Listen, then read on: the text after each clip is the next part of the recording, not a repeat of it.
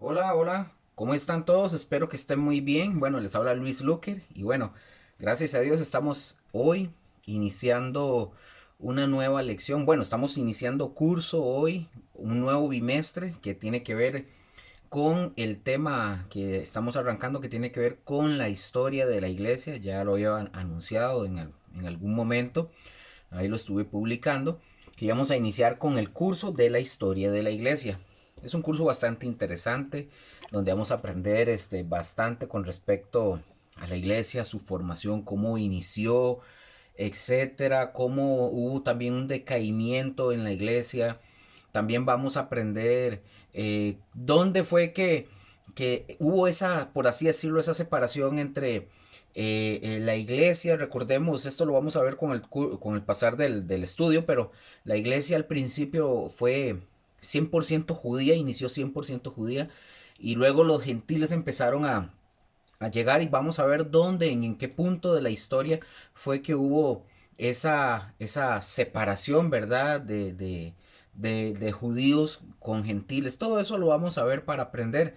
Hay que aprender de la historia bastante, ¿verdad? Porque si nosotros no aprendemos de la historia, vamos a seguir cometiendo los errores, este, que hoy se viven dentro de las iglesias. Entonces, hoy nosotros vemos un montón de cosas y de herejías y un montón de prácticas que se están dando simple y sencillamente por también, no solo por ignorar las escrituras, sino por ignorar también la historia, sus inicios, qué pasó, todo, todo. Entonces, bueno, gracias al Señor, como dije, vamos a iniciar. Hoy vamos a iniciar con el curso, estamos hoy con la lección número uno y estamos con el curso de la historia de la iglesia. Y vamos a iniciar con la lección del día de hoy. Hoy vamos a ver cómo inició la iglesia y cuál fue la tarea que le fue asignada a la iglesia en esto, para no alargarlo, porque los temas son largos. Y creo que me va a llevar más de una hora cada lección. Entonces, voy a iniciar de una vez para eso. Entonces, hoy vamos a ver la lección uno, cómo fue ese inicio de la iglesia y cuál fue la tarea que la iglesia debía de hacer, o la tarea que le fue asignada. Entonces, como dije, vamos a estudiar en este bimestre la historia de la iglesia y vamos a poner ahorita como el tema principal la iglesia primitiva del primer siglo. Este es un tema general, ¿verdad? La iglesia primitiva del primer siglo. Ahora, la iglesia del primer siglo después de Cristo, pongan atención, la iglesia después de Cristo, del primer siglo, perdón, después de Cristo, porque recuerden que antes no había iglesia, ¿verdad? Por eso digo la iglesia primitiva del primer siglo, porque antes no había iglesia. Porque antes de Cristo, repito, no había iglesia. La Biblia, mis hermanos, contiene la historia de Cristo. Y hablar de la historia de Cristo es también hablar de la historia de la iglesia, porque la historia de la iglesia es la historia de Cristo, básicamente. Entonces, mis hermanos, la historia de la iglesia es una continuación de la historia bíblica. Hay mucha gente, quiero decir esto, hay mucha gente que no considera, ojo con esto, hay gente que no considera importante la historia de la iglesia, no lo considera importante estudiarla o conocerla. Y cuando nosotros estudiamos, por ejemplo, la historia de la iglesia, bajo los límites o los principios de la palabra de Dios, siempre vamos a encontrar principios interesantes o cosas que nos van a ayudar mucho en el desarrollo de la iglesia. Ahora, es imposible, es imposible que ustedes y yo podamos comprender el estado actual 2024. Es imposible que ustedes y yo podamos comprender el estado actual del cristianismo si nosotros no lo hacemos precisamente a la luz de la historia. Y ojo, la ignorancia de la historia de la iglesia sería básicamente ignorar la misma Biblia. Hago un comentario. Como ustedes pueden ver, o sea, yo tengo la enseñanza aquí de frente en la computadora, entonces yo obviamente, conforme voy viendo lo que voy desarrollando, yo tengo que ir viendo la enseñanza. Un día me preguntó una amistad y me dice, pero usted ya lo tiene ahí, usted solo lo lee. No, yo no solo lo leo, yo no solo lo leo, porque, o sea, si usted va a la universidad, y se lo digo porque yo trabajé para una universidad y escuché muchas veces a estudiantes decir, Uy, es que este profesor llega al aula, llega con el libro y no llega con las clases preparadas. Solo llega y dice que el profesor, algunos, porque habían varios, pero algunos de esos profesores venían, abrían un libro y decían, hoy vamos a ver página 70, porque no preparaban las lecciones con anticipación, no preparaban su estudio, lo que tenían que dar, entonces venían a las lecciones en la universidad, o sea, ¿qué clase de profesor es ese? ¿Qué clase de profesional? Entonces, para que ustedes sepan, sí, como alguien me dijo, sí, pero usted tiene su enseñanza y usted la lee. No, yo no la leo. Yo voy viendo por qué punto voy, yo voy desarrollando, pero yo tengo que ir viendo. Entonces, yo tengo que ser decente y tengo que ser una persona prudente y también ¿cómo se llama? Responsable de tener preparadas las lecciones que vengo a darles a ustedes, porque no vengo a como, bueno, la historia de la iglesia, espere para ver, porque yo no sé si fue en el año 300, no, no, mentira, estoy en el 100, no, yo vengo ya con las lecciones preparadas para poder darles la lección de forma, vamos a ver, con calidad, ¿verdad? Buen fundamento, con buena información, en orden, como debe de ser. No así que, ay, hoy que vamos a ver, vemos en la Biblia, no sé, agarremos el versículo tal y pensemos, no, no. Todos los cursos que ustedes van a ver en la escuela, todos están bajo ese formato, obviamente. Yo vengo, yo tengo aquí la enseñanza, entonces yo voy en ese orden y voy enseñándoles, termino y en la siguiente sigue, o sea, no hay un desorden, no hay ¿cómo se llama? Como disparando para todo lado, no.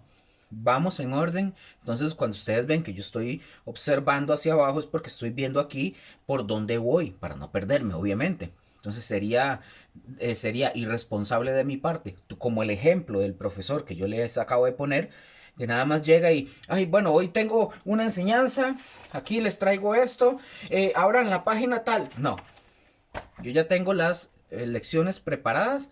Yo lo único que hago es programar los días y las fechas para que el estudio o la lección se publique o etcétera. Entonces, bueno, continuamos con eso, pero era una información para que ustedes lo tengan ahí. Entonces, quedamos también en que la ignorancia de la historia de la iglesia es ignorar básicamente la misma Biblia.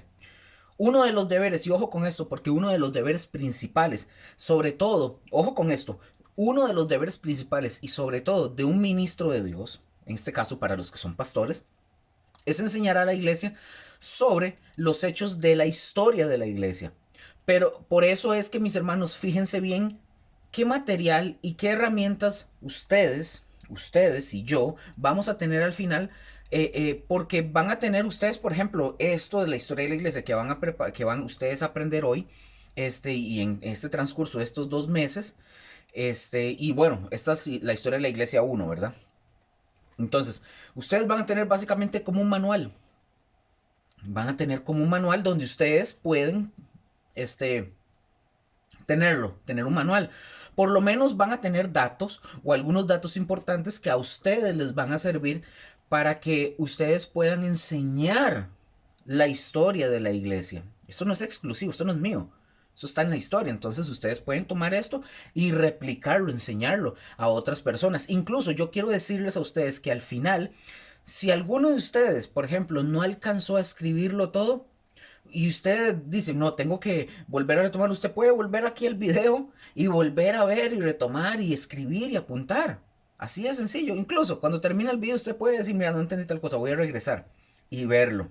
Y al fin y al cabo, como dije, van a estar en el canal de YouTube. Ahora, pero mientras ustedes y yo vamos a estudiar y vamos a trabajar juntos en este tema. Y yo les animo a ustedes, mis hermanos, que mientras estemos estudiando los puntos, ustedes no solamente se queden con lo que ustedes están viendo ahorita aquí en pantalla, no se queden con eso. Ustedes vayan, investiguen algo más, porque repito, yo les estoy dando a ustedes las herramientas y ciertos puntos y ciertas cosas para que ustedes conozcan, pero vayan, investiguen más y sáquenle más provecho a esto. Y pueden, si ustedes van a enseñar esto, la historia de la iglesia, y ustedes van y se ponen a estudiar y buscan más información, ustedes lo pueden ampliar más. No solamente 2 meses, pueden darle en el estudio bíblico de su iglesia, si fuera el caso, o en una célula, y ustedes pueden hacerlo durante un periodo de tiempo. Y mira, en 3 meses, 4 meses vamos a ver esto, una serie de la historia de la iglesia, y ven toda la historia de la iglesia, por ejemplo, ¿verdad? Y pueden sacar más provecho. Y ustedes también puedan participar incluso en algún comentario, sería interesante, ¿verdad? Si yo estoy enseñando algo aquí y yo no tengo esa información, ustedes aquí en el canal de YouTube yo tengo mi correo, ustedes pueden escribirme ahí y decir, mira, está este dato. Y si yo no lo tengo, genial, se los agradezco.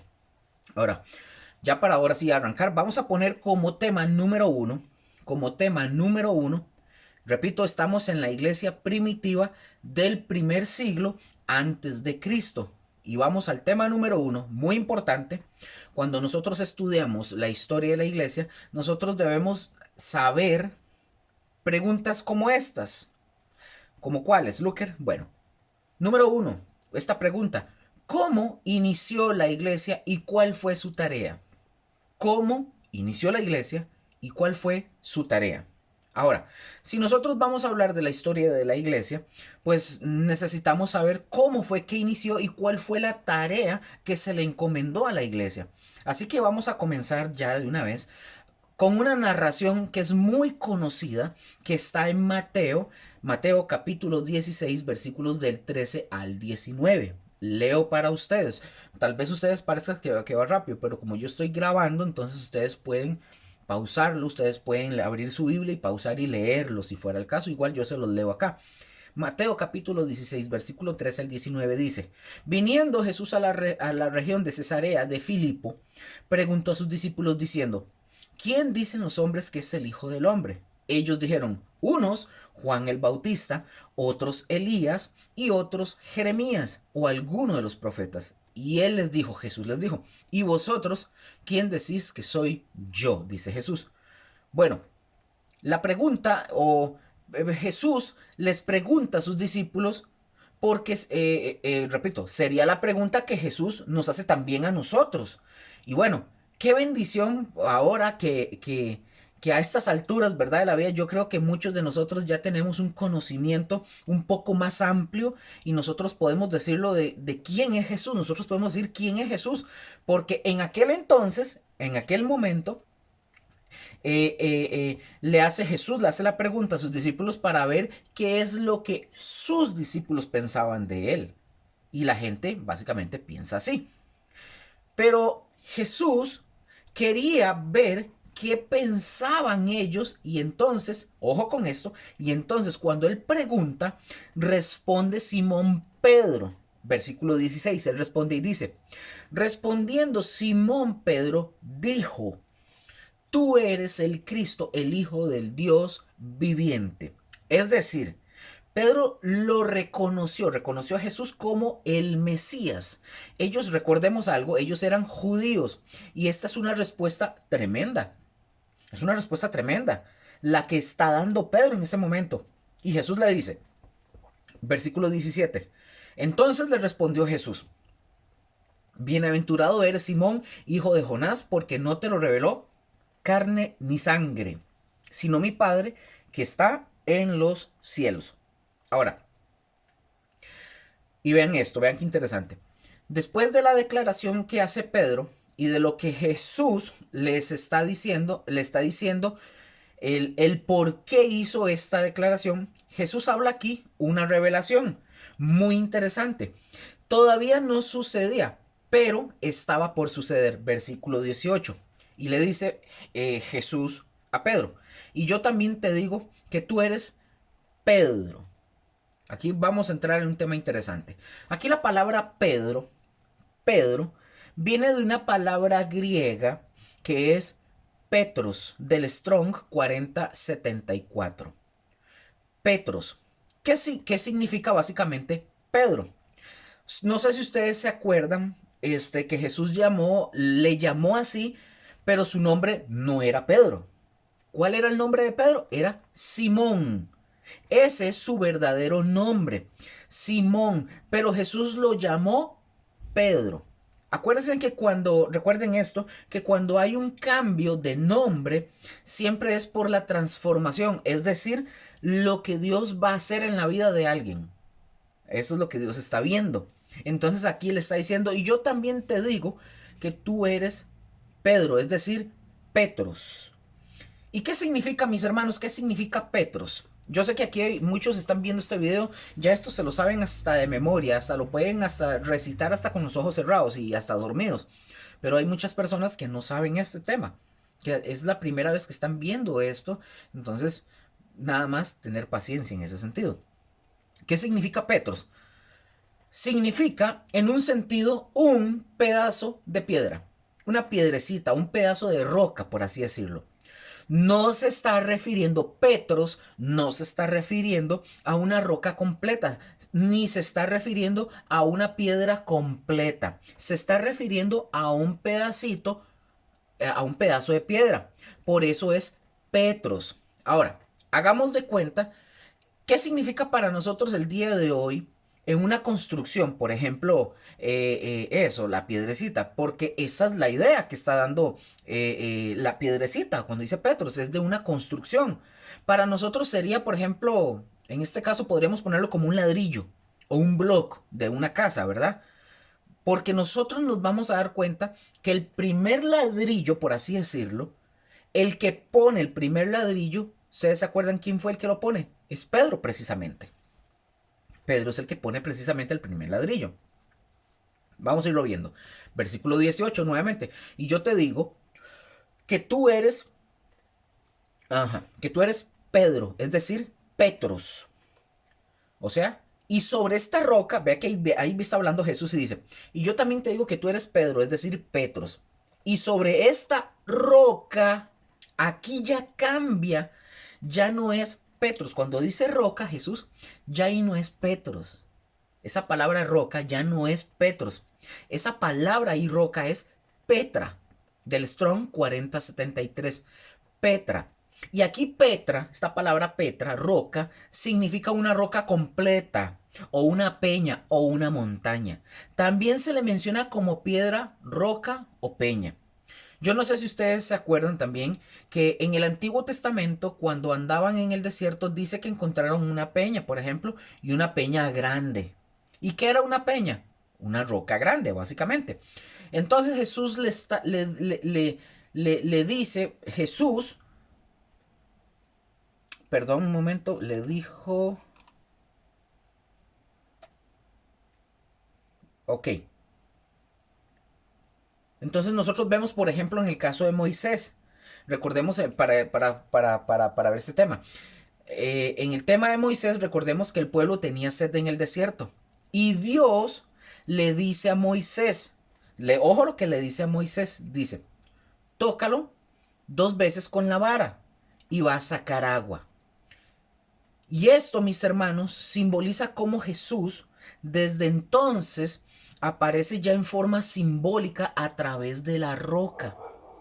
Él es la roca, Él es la peña que sustenta a la iglesia realmente. Él es el que la sostiene. ¿Quién? Jesús. Ahora, voy a seguir en el versículo que estábamos viendo, que yo les comenté, que les dije que estábamos viendo Mateo 16.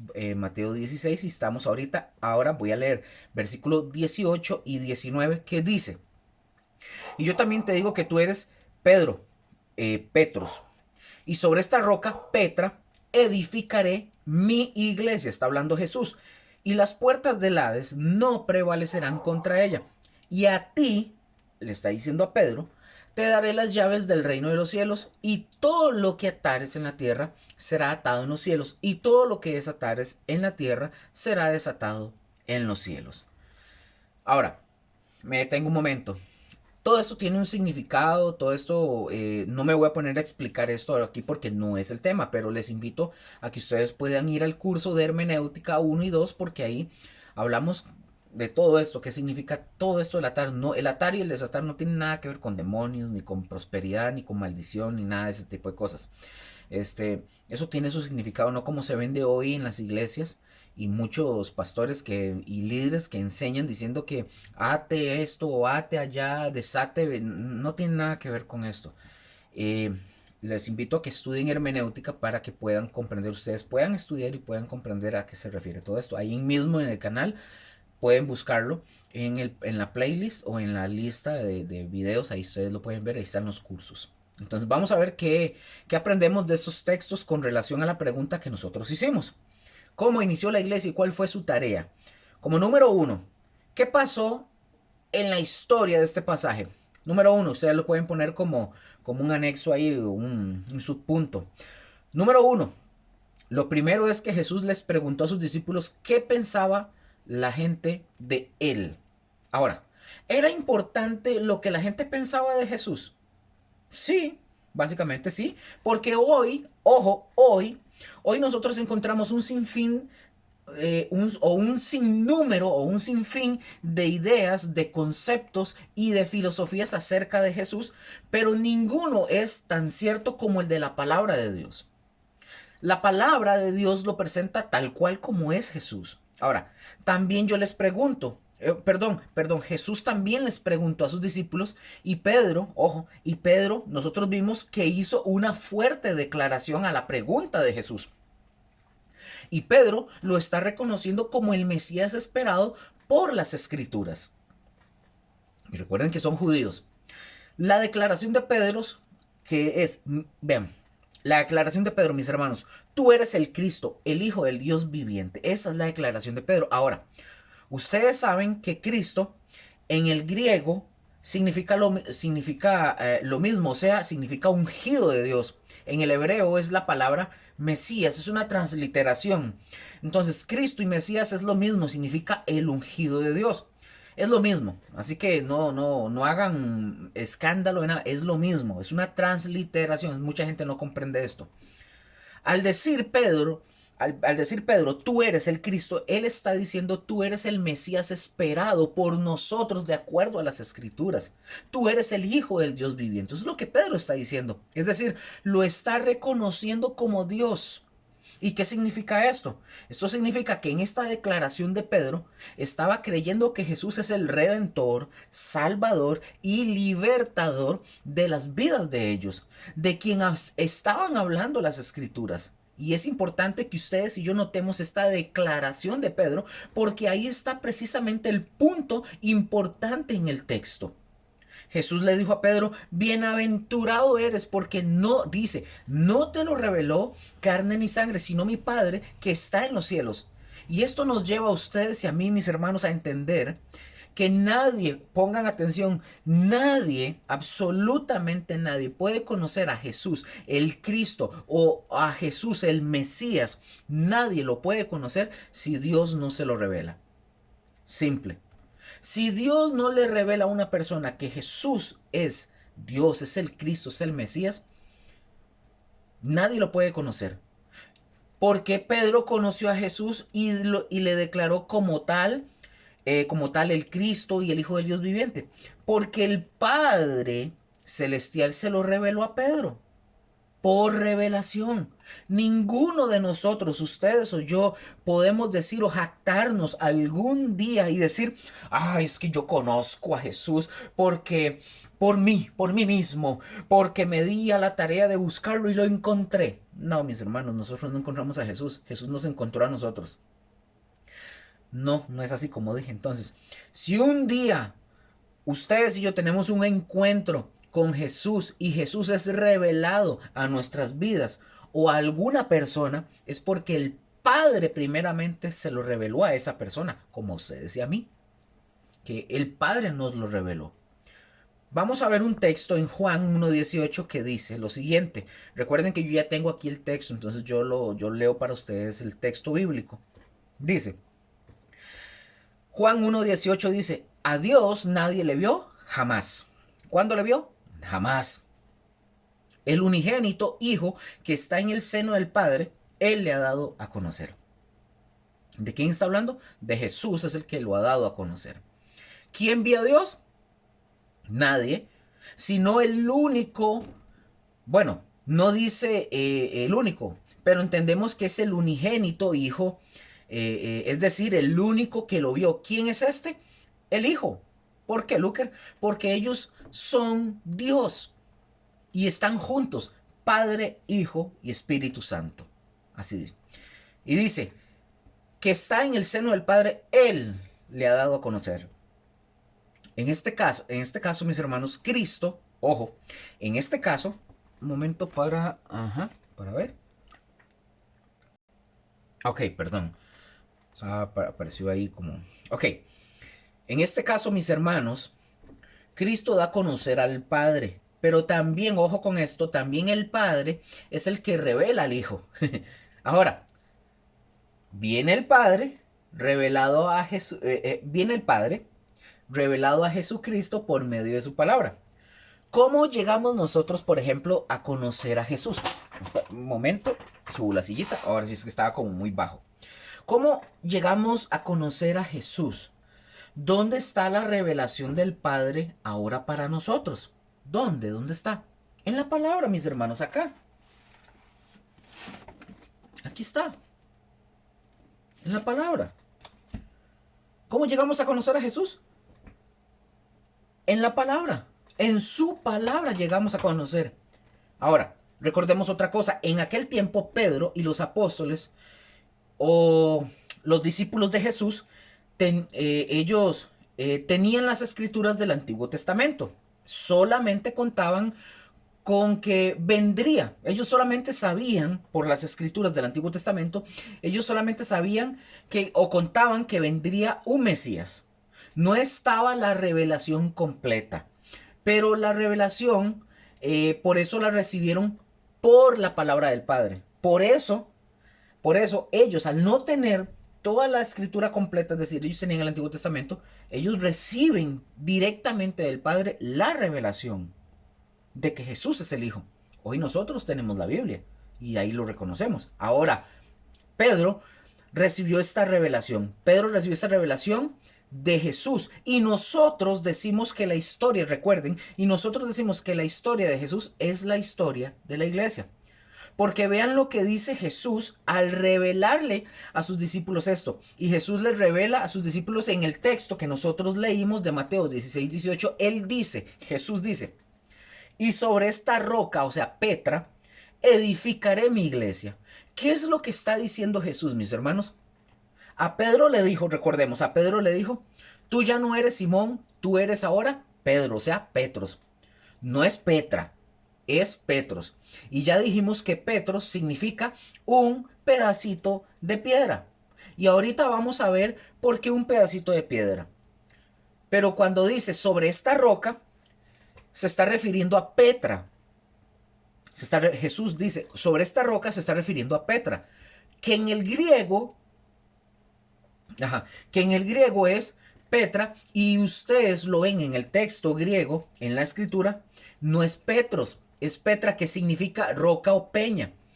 Y se está refiriendo, ojo, cuando Jesús se está refiriendo a Petra, a esa peña, se está refiriendo a la declaración que Pedro acababa de hacer, la declaración de él de que Jesús es el Cristo, que es el Hijo de Dios. Esa es la roca, esa es Petra, esa es la peña. Esa es la peña.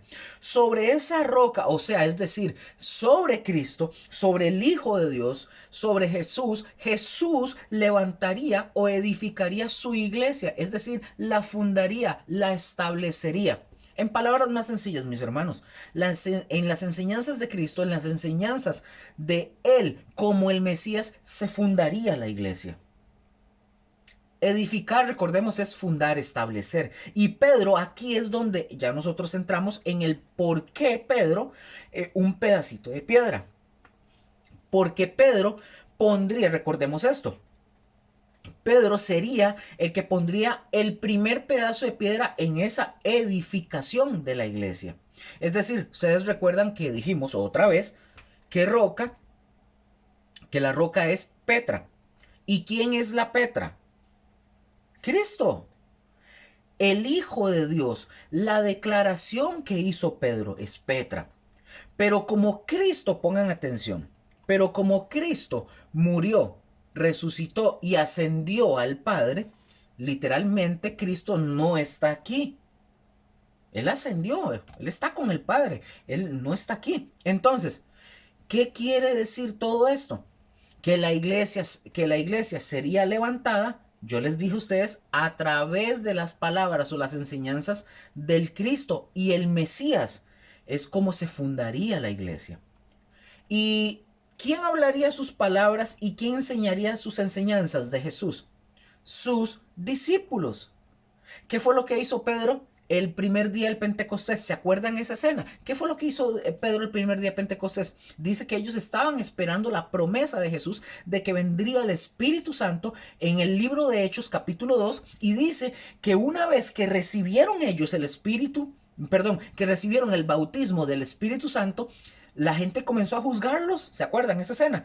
Otros no, porque dice que cuando ellos hablaban en lenguas, y las lenguas ahí en ese momento, mis hermanos, tenía un propósito. Las lenguas en ese preciso momento, en ese el momento específico, tenían un propósito. Porque cada uno de los que estaban hablando lenguas, estaban hablando el mensaje de Dios con respecto a Cristo. Con respecto a Cristo, con respecto al Hijo de Dios, en cada una de las lenguas de los judíos que estaban ahí en el Pentecostés. Y había una lista ahí, etcétera. Recordemos que los que estaban ahí, que empezaron a escuchar otros idiomas conocidos, porque son lenguaje, un idioma conocido, lo que ellos estaban hablando. Voy a poner un ejemplo. Habían judíos de habla griega, judíos que hablaban arameo, etcétera. Habían judíos que tal vez hablaban otros tipos de idiomas.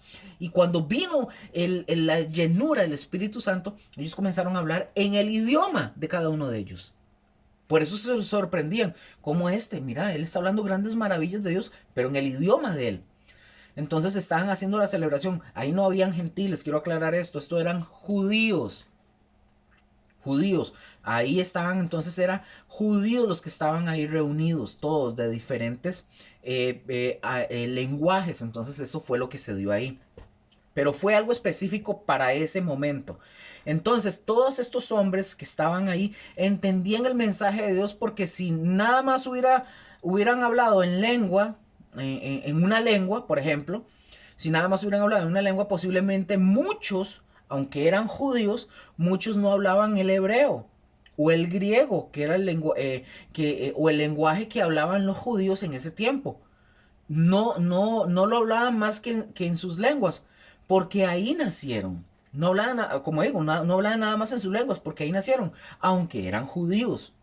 Recordemos que hay judíos que nacieron en regiones griegas y el habla común que aprendieron fue el griego. Entonces, no necesariamente hablaban hebreo. Entonces, por eso tenía que haber ese momento y ese tipo de cosas. Entonces, ellos estaban hablando y algunos los juzgaban diciendo que ellos que estaban borrachos. Y el que se levantó, recordemos esto, cuando los juzgaron de que ellos estaban borrachos, el que se levantó de entre todos los discípulos, ¿quién fue el que se levantó?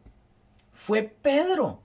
¿Y qué fue lo que hizo Pedro? Él empezó a enseñar, habló las palabras de Jesús. Nosotros decimos que predicó, ¿verdad? Es decir, predicar es enseñar, predicar es hablar las palabras de Jesús. Eso fue lo que hizo Pedro.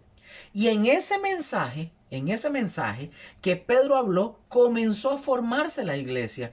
Puso la primera piedra entre los judíos. Petros puso la piedrecita entre los judíos. Porque nosotros podemos ver también ahí en Hechos capítulo 2 que se convirtieron, dice la escritura, que se convirtieron los primeros cristianos. Hechos 2, del 36 al 39, para que nosotros veamos cómo culmina el mensaje de la enseñanza de Pedro al hablar las palabras de Jesús, cómo se establecería, y así es como se establece la iglesia, mis hermanos, predicando el evangelio, predicando de Cristo, del Hijo de Dios. Y quiero decir algo, no está mal llevar a las personas a la iglesia, pero yo he escuchado pastores que dicen que la muestra de que usted es un verdadero cristiano es que usted lleva gente a la iglesia. Eso no es cierto. La evidencia de que usted es un verdadero cristiano es que usted predica el evangelio. La gente lo acepta o lo rechaza. Es una de dos. Pero usted tiene que predicar el evangelio, no llevar a la gente a la iglesia. La gente se lleva a la iglesia después. Usted primero predica el evangelio. Usted tiene que predicar primeramente el evangelio, la palabra de Jesús, para que vengan al arrepentimiento. De nada me sirve a mí llevar a la gente a la iglesia, que vayan a la iglesia y darle la tarea al pastor que está ahí arriba, que él predique para que ellos se conviertan. No. Me corresponde a mí predicar la palabra de Dios. Lo que estoy haciendo yo ahorita también es predicar la palabra de Dios y mandar el mensaje de Jesús, que Jesús murió y resucitó y que Jesús está llamándoles a ustedes para que se vengan al arrepentimiento, que den una vuelta de 180 grados, cambien su estilo de vida, crean en el Señor Jesús, se arrepientan y que por la fe vengan a la salvación. Pero de nada me sirve decirles, vengan, los invito a ir a Gosén, vamos a la iglesia, yo los invito. Si de verdad no se han arrepentido o no han nacido de nuevo. Entonces, por eso les digo, es predicar el evangelio. Hechos capítulo 2, versículos del 36 al 39 dice: Sepa pues ciertísimamente toda la casa de Israel que a este Jesús a quien vosotros crucificasteis, Dios le ha hecho Señor y Cristo. Ahí está la palabra Mesías. Señor, relacionado con el Mesías, el ungido de Dios en el versículo, ahora, en el versículo 37, vemos que al dar este mensaje, Pedro, estas palabras de Jesús, hay gente que se convierte y dicen, al oír esto se compungieron, en el versículo de Hechos 2, versículo 37, al oír esto se compungieron de corazón y dijeron a Pedro y a los apóstoles, varones hermanos, ¿qué haremos? Vean cómo estaban. Y Pedro sigue enseñando, Pedro les dice, versículo 38 y 39, arrepentíos, ojo, el mensaje del evangelio. Arrepentíos y bautícense cada uno de vosotros en el nombre de Jesucristo para perdón de los pecados y recibiréis el don del Espíritu Santo. Porque para vosotros es la promesa y para vuestros hijos y para que todos los que están lejos, para cuantos el Señor nuestro Dios llamare. Y por ahí nosotros, en el versículo 41, si nosotros nos brincamos, dice esto, versículo 41. Así que los que recibieron su palabra, noten esto, mis hermanos, noten esto, recibieron su palabra, su enseñanza. ¿Cuál palabra? La de Cristo, porque Cristo prometió que sobre Petra, sobre la roca, sobre la peña, se edificaría la iglesia por sus palabras, por su enseñanza. Aquí nosotros vemos que por causa de esta palabra, dice que la recibieron, versículo 41. Así que los que recibieron su palabra fueron bautizados y se añadieron, ojo con esto, y se añadieron aquel día como 3,000 personas. ¿Qué mensaje se echó este hombre, Pedro, para que alrededor de 3,000 se convirtieran en un solo evento? Y eso es algo maravilloso. Pero fue ahí, mis hermanos, donde comenzó la iglesia. Y esta era la palabra de Jesús que le dio a Pedro. Tú ya no serás Simón, serás Petros, un pedacito de piedra, un ladrillo. Es decir, un bloque. La primera piedra al edificar mi iglesia la vas a poner tú. ¿Qué es? Predicar el evangelio. La vas a poner tú. Y eso fue lo que hizo Pedro. Pero no solamente con los judíos. Nosotros vamos a ver que también lo hizo con los gentiles. En Hechos capítulo 10, versículos 34 al 36 dice: Entonces Pedro, abriendo la boca, dijo: En verdad comprendo que Dios no hace acepción de personas, sino que en toda nación se agrada del que le teme y hace justicia. Dios envió mensaje a los hijos de Israel anunciando el evangelio de la paz por medio de Jesucristo. Jesucristo. Este es Señor de todos. Y yo quiero que ustedes noten algo muy importante, porque parte del fundar la iglesia, establecer la iglesia, el mensaje central es Cristo. Y nosotros no podemos enseñar nada fuera de Cristo. Simple y sencillo. Ustedes se fijan en eso porque ven todo lo que dice ahí. Entonces dice en el verso 38 hasta el 41 dice: Como Dios ungió, hablando de hechos, ¿verdad? Estamos en hechos. Como Dios ungió con el Espíritu Santo y con poder a Jesús de Nazaret, y como éste anduvo haciendo bienes y sanando a todos los oprimidos por el diablo, porque Dios estaba con él. Y nosotros somos testigos de todas las cosas que Jesús hizo en la tierra de Judea y en Jerusalén, a quien mataron colgándole en un madero. A este levantó Dios al tercer día e hizo que se manifestase, no a todo el pueblo, sino a los testigos que Dios había ordenado de antemano. A nosotros que comimos y bebimos con él después que resucitó de los muertos. Ahora, en el versículo 44, noten lo que pasa aquí. Dice el versículo 44. Mientras aún hablaba, ¿qué era lo qué hacía Pedro? Me detengo un momento. ¿Qué hacía Pedro? Hablaba la palabra de Cristo. La enseñanza de Cristo. Ese es el punto. Y sigue diciendo, 44. Mientras aún hablaba Pedro estas palabras, el Espíritu Santo cayó sobre los que oían el discurso. Es decir, estamos hablando de que eso sucedió con los gentiles en Hechos 10, ¿verdad? Hechos 10 para ver. Sí, de Hechos 10. Eso estamos viendo que Pedro también le predicó a los gentiles. Es decir, nosotros vemos el cumplimiento de la palabra que le dio Jesús a Pedro. Ahora, dice, tú eres Pedro, o sea, Petros, y sobre esta roca edificaré mi iglesia. Algunos en la iglesia, con todo respeto, pero algunos en la iglesia católica, se agarran de ahí para decir que Pedro es la roca. Y no, mis hermanos, Pedro es Petros. Es un pedacito de piedra, es el que puso el primer ladrillo en una construcción, en este caso en la edificación de la iglesia de Cristo. Es el que puso la primera piedra con los judíos y con los gentiles. Y aquí también comienza el mensaje para los gentiles. Quiere decir que el mensaje es para todo el mundo. Y si es para los judíos y si es para los gentiles estamos incluidos en todas las nacionalidades del mundo. Esto quiere decir que el mensaje es universal. El mensaje de Cristo Jesús es universal. Entonces ahí está cómo Pedro puso la primera piedra. Otro punto, este fue todo el punto número 1. Otro punto, ya vimos el primer punto y dijimos que los discípulos hicieron esta declaración. Punto número 2. Jesús después de su resurrección les dio tareas a sus discípulos, las que tenían que llevar a cabo. Ese es el punto número 2, lo repito. Jesús después de su resurrección les dio tareas a sus discípulos, las que tenían que llevar a cabo. Entonces, porque también hablamos de la pregunta de la tarea, no solamente de la edificación. Ahí comenzó la edificación de la iglesia con esa primera piedra, como lo dijimos. Y ya cada uno de nosotros vamos leyendo el libro de los Hechos, vamos a ir viendo cómo van poniendo más piedras y van levantando más la iglesia y luego viene y aparece también Pablo en acción. Ahí aparece después Pablo en acción y él comienza a poner todavía más ladrillos, más abundantes ladrillos del evangelio en los gentiles. Y vamos a ver la otra parte de la iglesia. Por un lado, su edificación, cómo inició. Y aquí está cómo inicia. Es la manera en que inicia la iglesia y vamos a ver esa tarea. Marcos 16, Marcos capítulo 16, versículo 15 hasta el 19.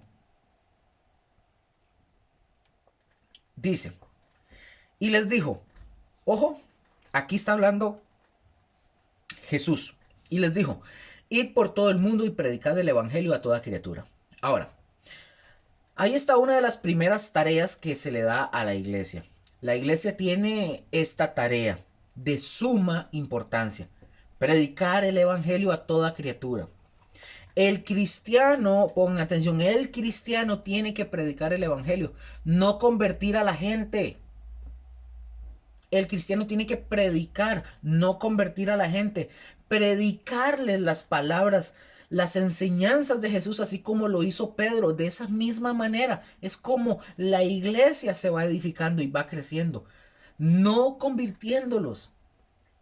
Ese es uno de los errores que la gente quiere llevar. Hay cristianos que quieren llevar a la gente a conciertos, a ver apóstoles, a ver pastores, a ver profetas, a ver películas y no predicar. Porque quieren dejarle la tarea al de la película, al pastor, al apóstol, al profeta, al pastor, al líder, al que enseña, pero ellos no quieren predicar. Versículo 16. El que creyere y fuere bautizado será salvo, mas el que no creyere será condenado. Ahí está un punto importante, porque nos está diciendo que esto va a depender el que la gente crea o rechace el mensaje del evangelio. Así de sencillo. O sea, la obra de gracia de Dios está hecha, pero el hombre por sí solo rechaza o acepta esa gracia de Dios. Así de simple. Y dice, versículos 17 y 18. Pongan atención. Y estas señales seguirán a los que creen.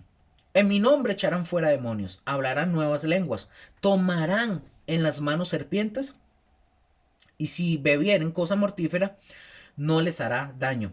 Sobre los enfermos pondrán sus manos y sanarán. Aquí hay, mis hermanos, pongan atención, aquí hay señales que son necesarias en la predicación del Evangelio. ¿Sabían ustedes que es necesario?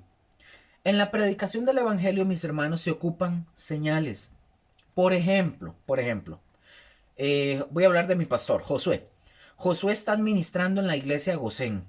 Y seguro en algún momento Josué y Mónica han orado por la gente, pero ahí Dios se va a manifestar porque las señales, mira, es que aquí, ok, ya. Josué y Mónica oran por la gente, ¿verdad? Pero ahí Dios se va a manifestar, ¿por qué? Porque las señales son parte, pongan atención, las señales son parte de la ayuda de la predicación del Evangelio. El centro principal es predicar el Evangelio, predicar de Cristo, predicar del Hijo de Dios. Ese es el centro principal. Pongan atención, las señales, las señales no. El centro principal es predicar a Cristo. Las señales no. Las señales son secundarias. Las señales vienen detrás de la predicación. Amén. Siempre recordemos esto. El centro principal es el mensaje que debemos de dar de Cristo. Si hay señales, y esto quiero aclarar algo. La gente a veces busca señales de primero. No, las señales son secundarias. Hay que predicar. Pero Luker, y si no hay señales, no pasa nada. Tienes que predicar el mensaje. Los señales y los milagros, aunque no hayan, tienes que predicar. Y si hay señales después de que usted predicó y enseñó, pues gloria a Dios. Pero los milagros y las señales no convierten a nadie. Y no cambian a nadie. ¿Cuántas gentes no han estado metidos en, ¿cómo se le llama esto? Cruzadas evangelísticas y un montón que ustedes ven milagros y sanidades. Llegan gentes que dicen, es que yo tengo un problema en el corazón, que en el estómago y un sinfín de cosas. Termina la cruzada, pero siguen comiendo como chanchitos, siguen emborrachándose, siguen hablando mal, pero se fueron con el milagro. Entonces, una anécdota. Una señora llegó donde un pastor, tenía sida. Esta señora rondaba, ya era una adulta mayor, llegó donde el pastor y le dice, señor, hey, pastor, es que yo quiero que usted ore por mí, para que me sane. Entonces el pastor le dice, no, perdón, yo no sano, el que sana es el Señor Jesús, si Él quiere. No, es que yo he visto que usted pone sus manos y la gente se cura, usted es el que cura, usted es el que sana. No, no soy yo. Es que yo lo vi. Bueno, la señora, al final de cuentas, el pastor le dice, bueno, ok, yo puedo orar, puedo poner mis manos y puedo orar para que el Señor te sane, si Él quiere. Pero la pregunta del millón, Él te puede sanar, sí. Pero la pregunta del millón es, ¿tú naciste de nuevo ya? Y la señora se queda y hace, sí, ya, sí. Él entendió que no. Entonces, esta señora, él le dice, o sea, el Señor te puede curar. El Señor, yo puedo orar y el Señor te puede sanar. Pero te va a sanar para que sigas andando en tu vida de delitos y de pecados. Vas a seguir muriendo y vas a morir en pecado. Te vas a ir al infierno si no naces de nuevo. El Señor te puede sanar. Ah, ¿cómo no? Lo que es primero es la salvación de tu alma. Dios quiere sanar tu alma y restaurar esa, hacer una reconciliación contigo y sanar la relación Dios contigo. Si no te sanó, no pasa nada. Te vas al cielo cuando te mueras, te vas con Él. Pero si te sana y no naces de nuevo, te vas al infierno para toda la eternidad. Y eso es lo que pasa con muchos, andan detrás de milagros, de sanidades. Hoy vemos muchos grupos de que también de estos de mujeres empoderadas, de hombres aquí, de otros que van a montañas, de otros que y no sé qué, pero al final de cuentas, muchos de ellos siguen viviendo en sus delitos y pecados, creyendo de que porque fueron tal vez a un encuentro, o a una montaña, o a un grupo de mujeres, o a un grupo de tal cosa, creen que eso ya la tienen toda y con el pecho frío, ¿verdad? Y todo, no. Si no nacemos de nuevo y no empezamos a cambiar nuestras conductas de verdad con lo conforme a lo que nosotros decimos ser, algo grave está mal, aunque vayan a cientos de montañas, aunque sirvan, aunque de todo lo que quieran hacer. Y en eso estoy incluido yo también. Y todos los que estamos viendo esto. Continúo. Entonces, como dije, el centro principal es el mensaje de Cristo, no las señales. Las señales son secundarias. Pero no solamente le encomendó predicar el evangelio a toda criatura. Y vean esto, es una enseñanza para ustedes, seguro, ¿verdad? Cada uno en diferentes lugares que Dios los pone a servir. O sea, donde usted esté, es en Dios, el Señor, Jesús, nos encomendó predicar el evangelio a toda criatura. Pero, por ejemplo, los pastores, ustedes, por ejemplo, eh, eh, eh, ustedes preocúpense por predicarles el evangelio, el mensaje del evangelio a cada una de las personas que vayan a la iglesia. Un ejemplo, es un ejemplo, ¿verdad? Pero si usted, vamos a ver, si usted está en un lugar, si está en una oficina, en una fábrica, y las personas que vengan o estén en ese lugar, enséñeles, predíqueles.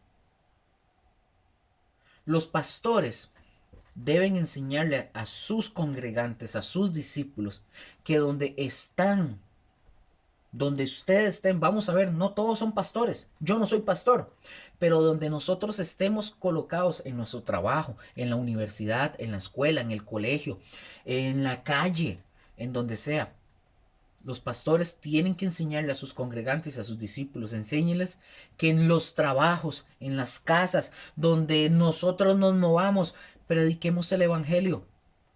Y no necesitamos hacer campañas evangelísticas. No ocupamos hacer cruzadas o campañas evangelísticas, con solo que ustedes y yo hagamos el trabajo donde estemos. ¿Por qué, Luker? Porque ese es el verdadero mensaje del evangelio. O sea, el mensaje del evangelio no es hablarle bonito a las mujeres a empoderarse, a los hombres aquí también, y que amadas del Señor, y les tengo una palabrita, porque el Señor me reveló. No, no, es prediquen el evangelio, y el evangelio duele también, pero cura, sana. Porque ese es el verdadero mensaje del evangelio. Cuando ustedes tienen gentes en alguna iglesia, si usted es pastor, por ejemplo, un ejemplo, si usted tiene gente en la iglesia, o, o digamos, si usted tiene gente en la iglesia, o por ejemplo, si usted es mecánico, o si usted es doctor, o usted trabaja en una oficina, o trabaja para el gobierno, o trabaja en lo propio, usted es independiente, o trabaja en un banco, cada uno de ellos debe de predicar el evangelio en la diversidad de actividad y hablar de Cristo. Y es como entonces la gente va a recibir y va a venir al Señor y se va a añadir a la iglesia, como dice la Escritura. No sé si en este punto me di a entender de esto que estoy hablando, porque es que esto es no es complejo, pero hay que entenderlo. Tenemos que enseñar a la gente, o guiar, mejor dicho, a la gente a Cristo. Y esto no quiere decir que no podemos, quiero decir, esto no quiere decir que no podamos hacer labor evangelística o que no podamos salir a predicar. No, no, no. Pero tenemos que ser bien honestos. Pero uno debe de predicar el evangelio. Ahora, quiero decir algo. Si usted quiere hacer una campaña evangelística, hágala. Pero el mensaje central es Cristo. El evangelio, hay que predicar el evangelio, no predicarles de que hoy venimos para sanidades y milagros. Que bueno, que se puede hacer, repito, no es que no, pero el centro es Cristo. ¿De qué vale? De que usted pueda, que el Señor haga a través de usted milagros y señales si usted no predica el evangelio y la gente no se convierte. Se van sanos, les creció un dedo, un ojo, las enfermedades, se les fue el cáncer, se les fue esto, pero se fueron con el pecado. Hay que predicar el evangelio. Pero la realidad es que el fruto de esa labor, si nosotros lo vemos así, es muy poco. Es poco. El verdadero fruto, mis hermanos, es aquel que hacemos cada uno de nosotros, cada uno en el lugar donde nosotros nos movamos, en las oportunidades que Dios nos da con la gente que está a la par de nosotros, que le prediquemos el evangelio y que conozcan y que conocen, o sea, te conocen a ti y vienen a los pies de Cristo por lo que usted les predica. También, por ejemplo, yo estuve, para darle un ejemplo, yo estuve en varios trabajos seculares. Yo he tenido trabajos seculares y a mí me tocó, en muchos de esos trabajos seculares, tengo que decírselos, a mí me tocó compartir y predicar en ocasiones. Así es como tiene que ser.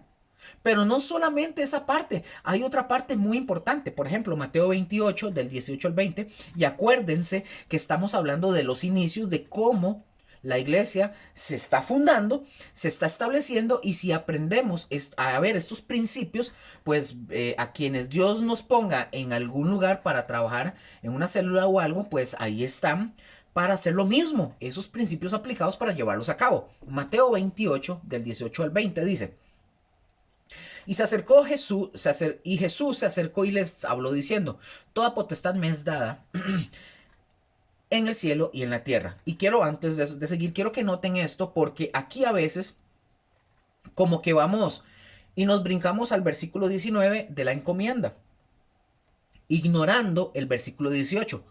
Pero el versículo 18 quiero decirles que es básico. Es importante porque Jesús nos está diciendo que la labor que vamos a hacer de predicar el evangelio y de la siguiente que nos va a dar depende mucho de la autoridad de Jesús. ¿Y qué autoridad tiene Jesús? Lo dice el versículo 18. ¿Cuánta autoridad y cuánto poder tiene Jesús? Toda, dice. Versículo 18. Toda potestad me es dada en el cielo y la tierra. Pero por eso nos está diciendo que con esa autoridad y con ese poder, mis hermanos, nosotros no podemos detenernos de hacer lo que Jesús nos dice que hagamos. Segundo, versículo 19. Por tanto, id y haced discípulos a todas las naciones, bautizándolos en el nombre del Padre y del Hijo y del Espíritu Santo, enseñándoles, ahora, otra vez, las palabras, las enseñanzas, enseñándoles que guarden todas las cosas que os he mandado, y he aquí yo estoy con vosotros todos los días hasta el fin del mundo. Amén. Ahora, la primera es que prediquemos el evangelio, pero la segunda ya no dice que prediquemos el evangelio. La segunda, perdón, dice que vayamos al mundo y hagamos discípulos. Esa es otra cosa muy diferente. Un pastor, por ejemplo, un pastor que comienza una iglesia y no hace discípulos, no le va a funcionar la iglesia. Una persona que Dios le da el privilegio de encargarse de algo y no forma discípulos, no funciona. En todo tenemos que llevar a cabo esta doble función. ¿Cuál? Predicar, perdón, predicar, pero también hacer discípulos. Esto es algo que la iglesia no hace comúnmente. Y el llamado es para toda la iglesia, no solamente es para algunos que son líderes o algunos que enseñamos o pastores o tienen el llamado de Dios en algo. No, es para todos. Como, como dije, hoy muchos no hacen esta labor de hacer discípulos. Lo que hacen es traigan a la gente, vamos a hacer una cena porque hoy es el día de la madre, hoy es el cumpleaños del fulano, hoy, y traigan gente para que vengan a la iglesia. Es lo que les estaba diciendo al principio. La gente invita a la gente a la iglesia, no los llevan a Cristo, no les predican, porque creen que la labor de predicar de Cristo o de que los conviertan es del pastor o de los líderes. No, es su responsabilidad y la mía de predicar. Todas las personas tenemos que aprender no solamente a predicar y a traer a la gente a la iglesia. Hay que hacer discípulos. Yo puedo predicar. Josué, que es el pastor, puede predicar y llevar gente a la iglesia, pero hay que hacer discípulos y la gente no se compromete en esta labor de discipular a la gente. ¿Y qué significa discipular a la gente? ¿Darles un curso de discipulado? No, mis hermanos. Discipular, mis hermanos, es preocuparse por las personas que no dejen de buscar a Dios, que están estudiando la palabra de Dios. Eso es hacer discípulos. Ahora, yo no estoy en contra de que hayan discipulados, quiero aclarar, pero hacer discípulos no es que alguien se inscriba para que entre al discipulado, para que sirva en la iglesia. Repito, no estoy diciendo, no estoy en contra de eso, se puede hacer. Cuando ustedes hacen esa labor constante, perdón, esa labor constante de eso que estamos hablando, ustedes o yo formamos a las personas. Por ejemplo, hay un pastor en México, si ustedes dice, voy a contarles, esto es una historia, lo contó un pastor, dice este pastor, dice él, nada más déjenme corregir acá, ok, dice este pastor, dice él, si ustedes me preguntan, dice él, lo leo textualmente como él lo dijo, si ustedes me preguntan, yo no llevé un curso así directo del discipulado con el pastor de él, muchos años, la mayoría de mis años, dice él, yo estuve afuera. Y dice este pastor, pero entonces, ¿cómo aprendí? O sea, este pastor que está contando eso, dice él, yo no llevé discipulado. Yo no llevé discipulado con mi pastor, como con mi pastor, con la cabeza, ¿verdad? De él. Pero entonces, ¿cómo aprendí? Dice él, verlo, eso es un discipulado, verlo, oír sus enseñanzas, no tanto apegado no tanto apegado a uno, es parte de esa labor que se tiene que hacer como discipulado. Dijo él, repito lo que dijo este pastor, él básicamente, él está diciendo, él es un pastor que trabaja en esa congregación y él dice, yo nunca llevé un discipulado directamente con su pastor, nunca lo llevó. ¿Cuál fue el discipulado que él llevó? Estar con él, verlo, ver su vida, ver su ejemplo, ver lo que él predicaba, lo que él enseñaba, cómo él lo vivía. Eso es un discipulado. Pero hoy, repito, y quiero decirlo, yo no estoy en contra de eso. Si usted lo hace, sígalo haciendo, no hay problema. Pero si usted, como pastor, como líder, tiene gente, discípulos, y usted cree que solamente es darles un CD, o darles hojas, y venderles libros, o hacerlos ir a reuniones, y usted no tiene relación con ellos, estar con ellos, y que ellos vean de usted que usted ve genuinamente, tiene una vida íntegra como lo que usted predica. Si usted lo tiene y ellos lo ven, te van a seguir, van a ser tus discípulos. Pero si usted no lo tiene, no importa cuántos discipulados haga, qué videos, qué televisores, qué líderes, que véndales todos los folletos que usted quiera, nunca va a consolidar a esa gente como un verdadero discípulo, porque no ven de usted a alguien que se preocupa por usted, que usted se preocupe por ellos. Dice este pastor, nunca llevó un curso discipulado y en muchos años. Dice que él estuvo más bien fuera en otras congregaciones ayudando a ese mismo ministerio, fuera. Entonces, ¿cómo aprendió? Dice que verlo, de ver al pastor, de verlo. Ese es el discipulado. Así fue Jesús con sus discípulos. Sus discípulos lo vieron a él, estuvieron con él, convivieron con él, comieron con él y vieron su ejemplo. Así debe de ser.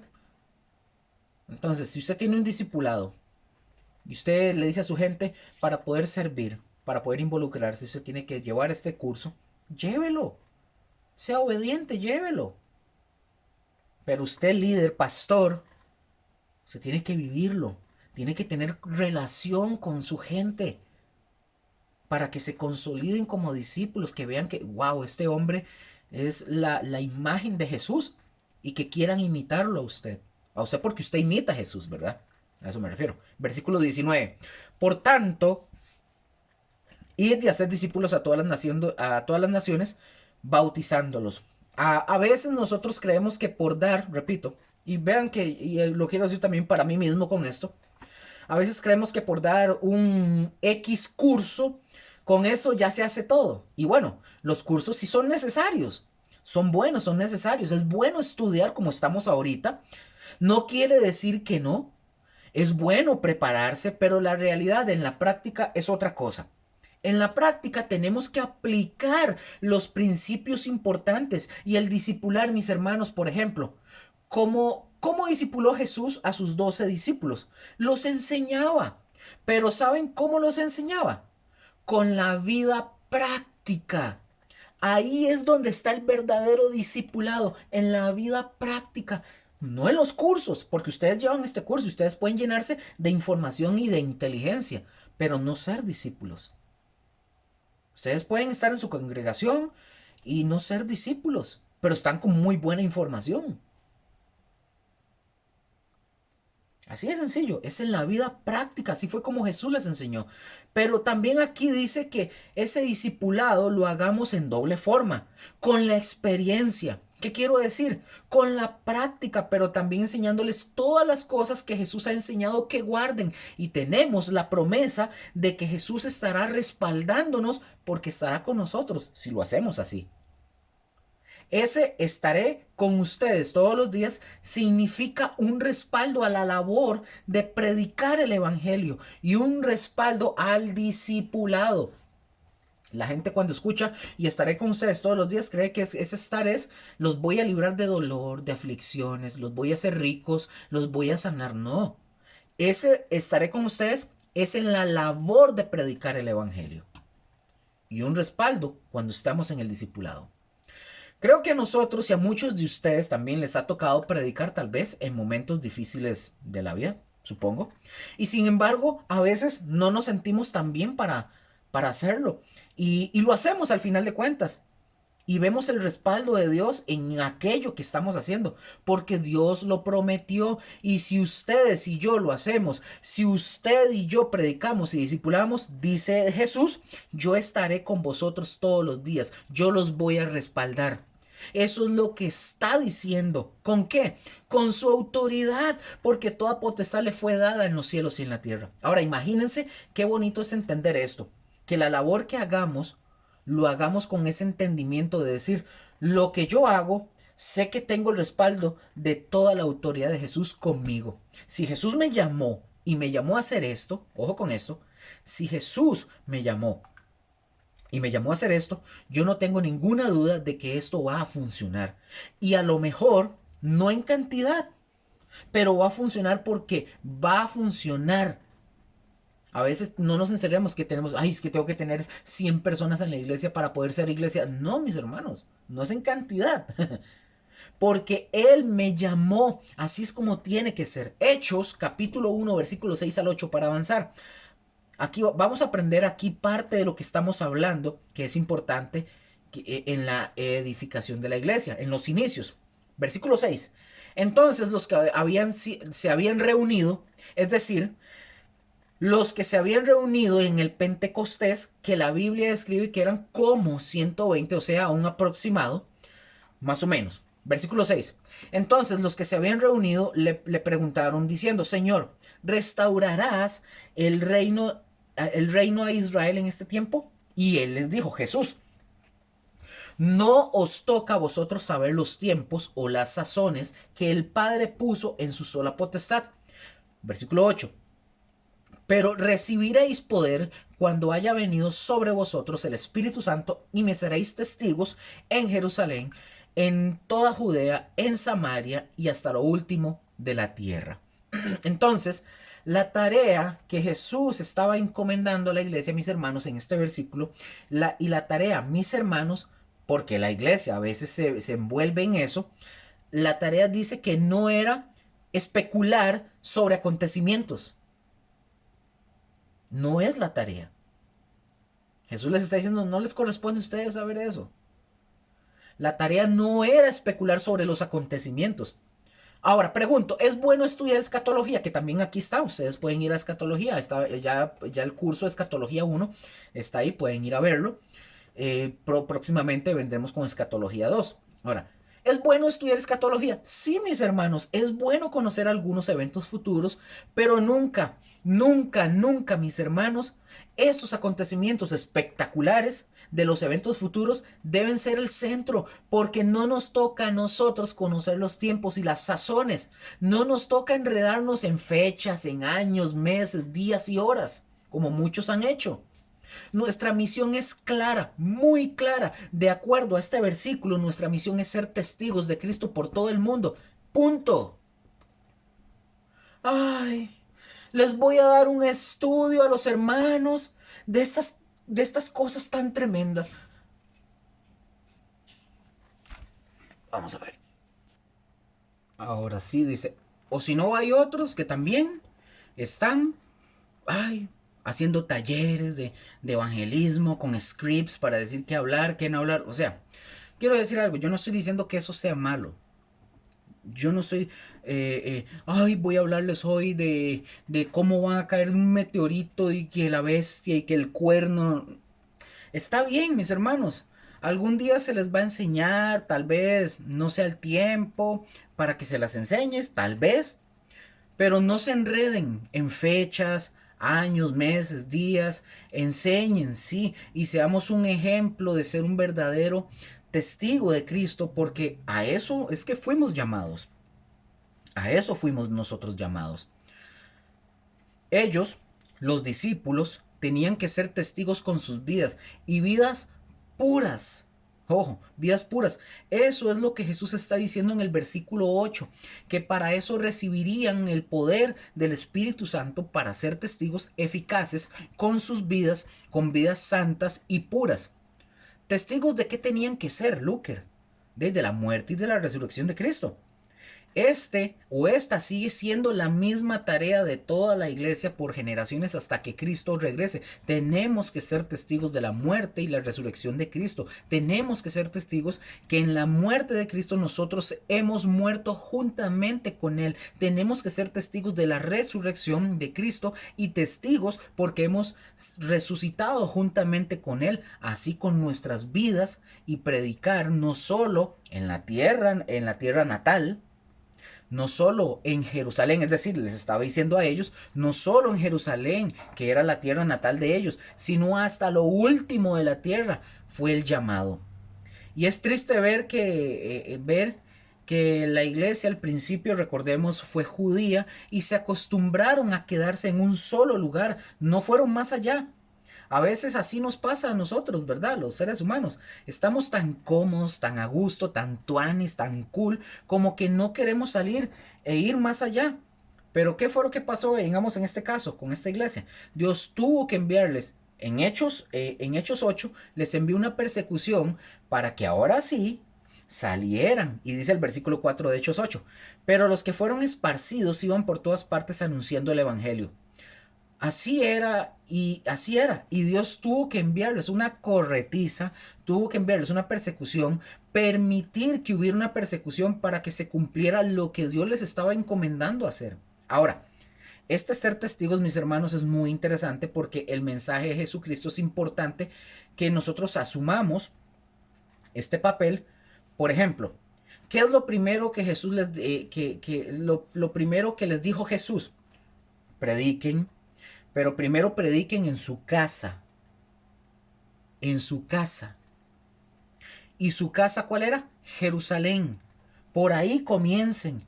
Y fue ahí donde ellos comenzaron, en el Pentecostés, en Jerusalén. Ahí ellos comenzaron. Pero después tenían que irse más allá. Ahora, ese de ir a Jerusalén también es una enseñanza para nosotros el día de hoy.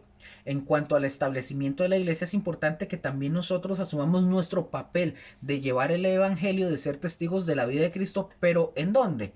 En primer lugar, o la primera iglesia que debemos trabajar es en nuestra casa, aquí, con nuestra familia. Es nuestra primera iglesia. Algunos dicen, no, yo no soy pastor ni me meto en eso, pero usted es pastor de su casa, de su esposa y de sus hijos. Así de sencillo. Ok, entonces ven, mis hermanos, el mensaje de Jesús siempre fue ese, básicamente siempre fue ese. Por ejemplo, en Mateo capítulo 9, versículo 6, Jesús le dijo a un paralítico, ustedes se acordarán, le dijo a un paralítico que estaba en una casa y le dijo al paralítico, levántate, toma tu cama y vete a tu casa. Y el paralítico fue sanado, se levantó. Pero ¿a dónde fue que lo mandó Jesús? A su casa. ¿Y para qué lo mandó a su casa? Para que se acostara a ver televisión. No, mis hermanos. Lo mandó para que testificara de lo que acababa de hacer el Cristo, el Hijo de Dios, en su vida. ¿Qué ha hecho Jesús en tu vida y en mi vida? Pues eso es lo que Él quiere, que ustedes y yo vayamos en primer lugar y lo hagamos en nuestra casa, es decir, testificar. Ahora, en Marcos 5:19 también hay otro caso del endemoniado Gadareno. Ustedes se acordarán. Cuando Jesús vino a esta región de los Gadarenos con sus discípulos y se encontraron con este hombre que estaba endemoniado, que vivía, dice que en los sepulcros, un hombre que lo tenían encadenado y que rompía las cadenas. Imagínense la fuerza que debía de tener por estos demonios que había dentro de este hombre. Pero Jesús lo liberó, Jesús lo sanó y dice, ojo, y dice que el hombre ya estando en todos sus sentidos y cabal, o sea, ya normal, la gente lo vio de ser un endemoniado y la gente ya, la gente que le tenía miedo, ahora ya lo tenían de frente como un hombre normal, ya no le tenían miedo. Ahora, este hombre cuando fue sanado, ustedes se acuerdan, fue con Jesús y le dijo, Señor, déjame seguirte.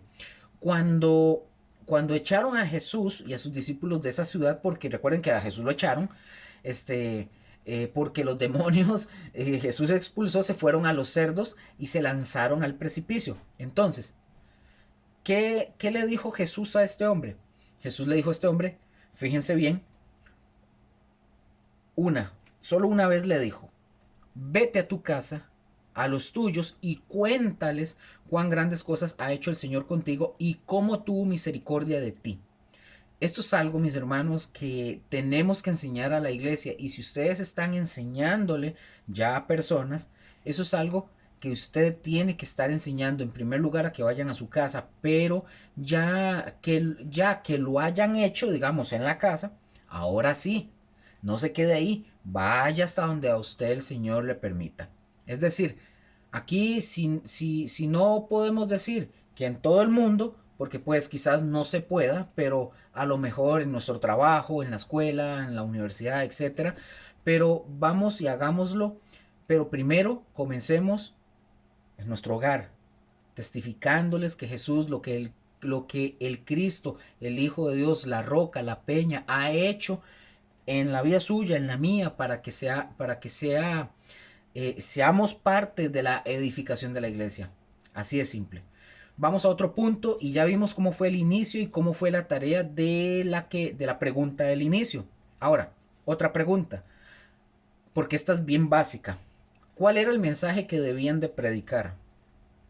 ¿Cuál era el mensaje que debían de predicar? Vamos a ver varios puntos que debían de predicar. Número uno, debían de predicar el arrepentimiento y el reino de los cielos. Debían de predicar el arrepentimiento y el reino de los cielos. Ahora, yo les animo que, por ejemplo, que ustedes estudien sobre el reino de los cielos para que ustedes se den cuenta de el por qué predicar sobre el arrepentimiento y el reino y el por qué predicar del reino de los cielos. Mateo 4:17, este es el primer mensaje de Jesús comenzando su ministerio después de haber venido del desierto, ustedes se acuerdan, de la tentación de ser tentado por el diablo y comenzar el ministerio. Mateo 4:17, ¿qué dice? Dice, desde entonces comenzó Jesús a predicar y a decir, arrepentidos, arrepentidos, porque el reino de los cielos se ha acercado. ¿Se fijan? ¿Cuál debe ser nuestro mensaje? Que la gente se arrepienta y que venga el reino de Dios, que permitan que el reino guíe sus vidas, que el reino de Dios se establezca en sus corazones. Y hay que conocer para explicarles del reino de Dios. Hechos, capítulo 2, por ejemplo, de versículos 38 al 39, ya lo vimos, no lo voy a volver a leer, ya lo vimos, nada más apunten el texto. Pedro les predica a aquellos hombres que le dicen, varones hermanos, ¿qué haremos? Entonces Pedro les dice, arrepiéntanse y bautícense cada uno de vosotros en el nombre de Jesucristo para perdón de los pecados y recibiréis el don del Espíritu Santo. Pues ahí está ese mensaje, arrepentimiento y el reino de los cielos. Ese es el mensaje de Dios que le dio Jesús a la iglesia y que debemos de estar predicando. El abandono del pasado, el abandono de la vida de pecado para recibir a Jesús, recibir de Jesús una vida nueva Ese es el mensaje. Otro más, ¿qué debemos de predicar?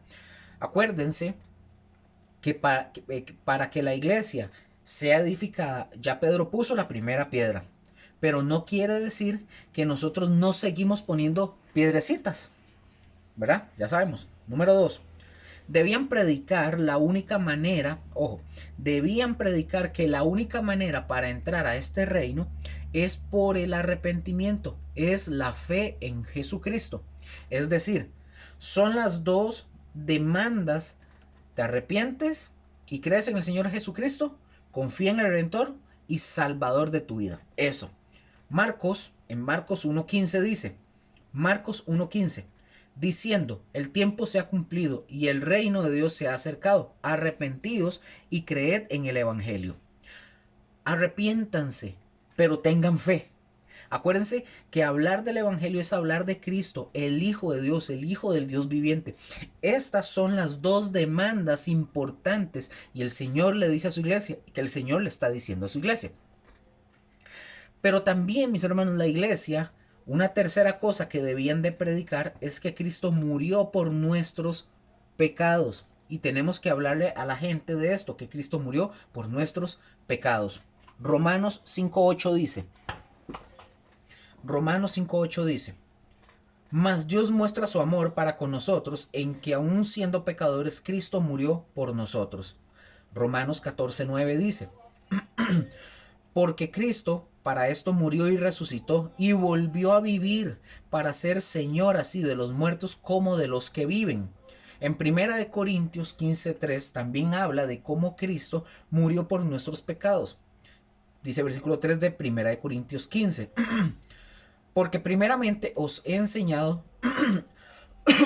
perdón, porque primeramente os he enseñado lo que asimismo recibí, que Cristo murió por nuestros pecados conforme a las Escrituras. Es decir, ya estaba establecido en el Antiguo Testamento, ya estaba establecido que el Mesías daría su vida por nuestros pecados. Por ejemplo, Isaías 53 lo dice. Ustedes lo pueden leer, ustedes pueden ir ahí y leerlo en Isaías 53. Número 3. Debían de predicar que Cristo por su muerte y nuestra fe perdona Jesús nuestros pecados. Ustedes y yo vamos a encontrar personas que le van a decir, yo no creo que Dios me pueda perdonar esto en mi vida. Yo he hecho cosas muy malas, he hecho cosas muy terribles. Nos vamos a topar con gente, incluso en algún momento hasta nosotros fuimos así. Y ustedes y yo tenemos que decirles que si se arrepienten y creen realmente en el Señor Jesucristo, Él les perdona todos sus pecados, todos los que hayan sido y como hayan sido. Y si se arrepienten y abandonan esa vida de pecado y creen en el Señor Jesús, hay garantía que sus pecados están perdonados. Punto. Lucas 24, 46 al 47 dice, y les dijo, así está escrito, y así fue necesario que el Cristo padeciese y resucitase de los muertos al tercer día, y que se predicase en su nombre el arrepentimiento y el perdón de pecados en todas las naciones, comenzando desde Jerusalén. Ahí está el perdón de pecados por su muerte y por nuestra fe. Cristo perdonó nuestros pecados. Hechos 26, versículo 15 al 18, también ahí lo dice. Versículo 15. Yo entonces dije, ¿quién eres, Señor? Está testificando Pablo en este caso, hablando de lo que el Señor hizo en su vida. Y dice, yo entonces dije, ¿quién eres, Señor? Y el Señor dijo, yo soy Jesús a quien tú persigues. Pero levántate y ponte sobre tus pies, porque para esto he aparecido a ti, para ponerte por ministro y testigo de las cosas que has visto y de aquellas en que me apareceré a ti, librándote de tu pueblo y de los gentiles a quienes ahora te envío, para que abras sus ojos, para que se conviertan de las tinieblas a la luz y de la potestad de Satanás a Dios, para que reciban, noten, para que reciban por la fe que es en mí, perdón de pecados y herencia entre los santificados. Entonces, ¿qué perdona Dios? Todo, todo. Yo había comentado un testimonio que había escuchado de un pastor que él, por algunos, así dice él, que por unos años él iba a predicar a una cárcel entre los años 87 al 90, más o menos. Él iba a predicar a las cárceles, él era el encargado del grupo que iban a predicar a las cárceles. Dice que en una de las reuniones ellos tenían un buen grupo de reclusos en esa cárcel, que iban al estudio bíblico. Eran más de 65, 70 reos que iban al estudio bíblico. Dice que siempre llegaba un nuevo recluso. Y que siempre que llegaba un nuevo recluso le preguntaban que por qué razón estaba ahí. Entonces dice que una vez llegó un joven y le preguntaron a este joven que por qué él estaba ahí. Y este hombre le dijo de una manera muy fría, le dijo, yo le di 19 puñaladas a un niño de 9 años y lo maté. Cuando dice el pastor que cuando él les dijo eso, el pastor y los demás se quedaron así como sorprendidos porque la gran mayoría de reos tienden a decir que ellos nunca hicieron nada. Pero dice que este lo dijo así nomás, así como simple, frío. Entonces el pastor le dijo a los hermanos que a los hermanos que iban con él a predicar, les dijo que juntémonos y vamos a ponernos a orar por este joven. Y se pusieron a orar. Dice que cuenta que pasaron como 3 meses y a los 3 meses, un día, al final de la reunión, llegó este hombre, este joven, pero llegó llorando y de rodillas diciendo, oren por mí, por favor, oren por mí. Dice porque este hombre, este joven, tuvo una visión de Cristo que se le manifestó en la celda y dice que lo tocó y le tuvo miedo. Entonces, bueno, dice que así pasó, que pasó por 1 año, por 2 años, este muchacho iba al estudio bíblico bien centrado, bien metido. Dice el pastor que él no sabe qué fue lo que pasó, porque ellos estaban predicando y enseñando en una parte que es el preventivo. Y nunca, dice que nunca lo pasaron a este muchacho, nunca lo pasaron a sentenciado por lo que él había hecho. Y le dieron, dice que a este joven le dieron la libertad a los 2 años. 2 años. Tú, porque desde que dicen, tú encontró con el Señor, tuvo buena conducta, etcétera, etcétera, etcétera. Por 2 años le dieron la libertad. También nosotros podemos decir que era Dios aquí obrando, ¿verdad? Dice el pastor que cuando el muchacho, les habló de que le iban a dar la libertad, él les dijo, yo quiero hacer algo. El muchacho les dijo al pastor, quiero hacer algo, quiero ir a buscar a los papás del niño para hablar con ellos y pedirles perdón y decirles que si ellos quieren regresarme a la cárcel, yo estoy dispuesto. Y ojo, este joven salió de la cárcel y lo hizo. Es decir, o sea, Dios perdona a cualquiera que se arrepiente con hechos tan tremendos como estos incluso. Este joven fue donde esta familia, donde el papá y la mamá de este niño, les predicó, les pidió perdón, y no solamente eso, sino que estos hombres, este señor y esta señora, se convirtieron al Señor. O sea, Dios perdona a cualquiera, como dije, cualquiera que se arrepiente, con cosas tan tremendas incluso como lo que hizo este joven. Porque si usted le pregunta a la gente, ¿usted cree que Dios puede perdonar a este tipo de personas? No falta el que diga, no. Pues sí, eso es un hecho muy fuerte. Pero bueno, ahí está la labor de lo que estamos ahorita nosotros hablando, de llevarlos al arrepentimiento y luego llevarlos a que crean en el Señor Jesucristo para que reciban de Jesús el entrar al reino de Dios y a una nueva vida. Y uno está esperando que el Señor haga eso, haga esa obra en las vidas de las personas. O sea, Él perdona los pecados. Por eso tenemos que predicar que Cristo murió para perdonar los pecados, pero hay que creer en Él. No importa la gravedad que ustedes o yo hayamos cometido, el Señor nos perdona con arrepentimiento. Punto 4. Punto número 4. Debían de predicar no solo que Cristo murió, sino que también Cristo resucitó para traernos traernos nueva vida. Ahora, ustedes tienen que entender algo, ustedes y yo tenemos que entender estos dos parámetros. La muerte tuvo que ver con el perdón de nuestros pecados. La muerte de Cristo tuvo que ver con el perdón de nuestros pecados. Y la resurrección de Cristo tuvo que ver para tener una nueva vida.